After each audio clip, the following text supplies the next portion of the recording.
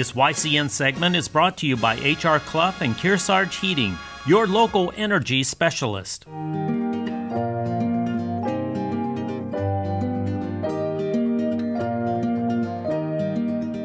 Welcome to Yankee Chronicle. I'm your host, Elizabeth DeRazio, and we're joining you today from the heart of Contoocook in Hopkinton. And as you drive through town, I'm sure you've seen this fabulous train car behind us at the station, and you wondered, what is the story behind this historic place? I'm joined by Fred Nystrom. He's one of the directors here of the Contoocook Riverway Association, and we're going to find out just why this place is so key to the heart of New Hampshire. Thank you for joining us, Fred.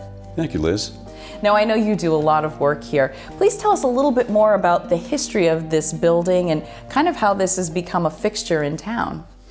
Well, this station was built in 1850 for the Concord and Claremont Railroad. It served in continuous service over 100 years until about 1955 when passenger service was ended. Okay. And around 20 years ago, it was purchased from a private party by the Contoocook Riverway Association, and a large fundraising campaign resulted in this restoration that you see here.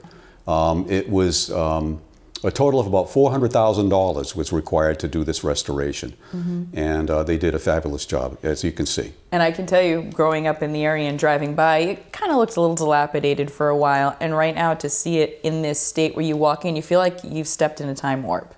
You've really done a fabulous job making sure even the accoutrements and things around here are spot on. And that's our goal. Our target period is around 1910, which is right in the middle of the life of the station. And we've acquired a lot of artifacts. When the depot was restored, there was virtually nothing original in here.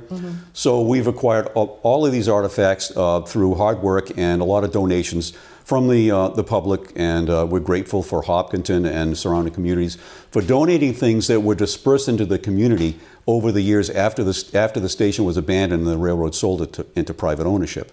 And the big thing is the train car.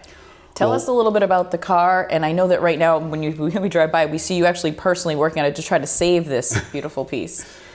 Okay, well, that is circa 1907 Boston and Maine open platform wooden coach. And that's a long name for it. You can condense that and just say it's the B&M coach. It was purchased as part of an order for 30 that the Boston and Maine bought in that year for basically commuter and local service on the lines that radiate out of Boston.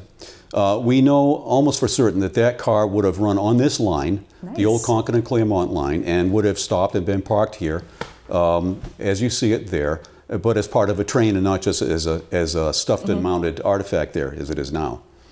It's really a beautiful place. I know every year you have a couple of events to bring sort of attention to the needs of the station. They do the reading of the Polar Express, which is great to have the kids do that. Yes. And then you have, in the middle of the summer, there's dinner on the train, and then you have the Model Railroad show. But really, those only bring in enough money to basically keep the lights on here, right? It's not really giving you enough to do what you need to do. That's exactly right, Liz. We have a pressing need for more funding, and from any source possible. Private public partnerships, business partners, donor organizations, and fundraising through grant application. All those are in our future and are very, very needed, because I would say the most pressing need is for the restoration of that railroad car. It is. And I would say a minimum, it's going to take a minimum of about $100,000 just to do a basic restoration and to make it weather tight and give it a nice look. To do a full restoration to original condition would probably be more like a $250,000 to $500,000. Right. So what you're basically asking is we want to preserve it so that it can last, not necessarily, you know, break the bank on it, but we need help to do that. So if you're anybody out there who's a railroader, or perhaps you're a business, you're looking to partner with something historic, you're looking for people maybe who even know grant writing that could help you out with that, so we can preserve this piece of history and really show the rest of the state and all of the visitors that come through here every year a key piece of the railroading history that is so tied to Hopkinton and Contoocook. Absolutely. And the main purpose of having a facility like this is to teach history to the public. When you consider that the railroads have so far receded from public consciousness that the general public walking in here, they don't know the names of things. They don't understand the culture. They don't know how the railroad operated because there is no railroad. The tracks were taken up a half a century ago. And what once ran through people's backyards, and they could see it, and they could come to this station, talk to the operator or the ticket agent, and also back in the day, so many communities had a lot of railroad activity.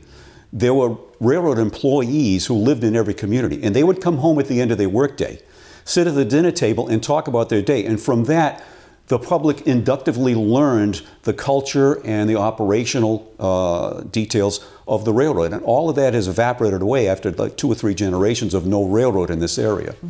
So that's one of our goals, is to teach them what it was and the language and the culture of the railroad. And that's one of my main jobs here, is to do that. Well, I want to thank you, Fred. And I would like to tell everyone in our viewing audience, if you're driving through Contoocook and Hopkinton and you're looking for a great place to stop with your friends and family, on Saturdays they actually will let you walk on the steps of the train car, take some photos, things like that. And maybe if you could find in your heart to help out with the grant writing or make a donation, any of the businesses or organizations out there, you'd be helping preserve a key part of New Hampshire history.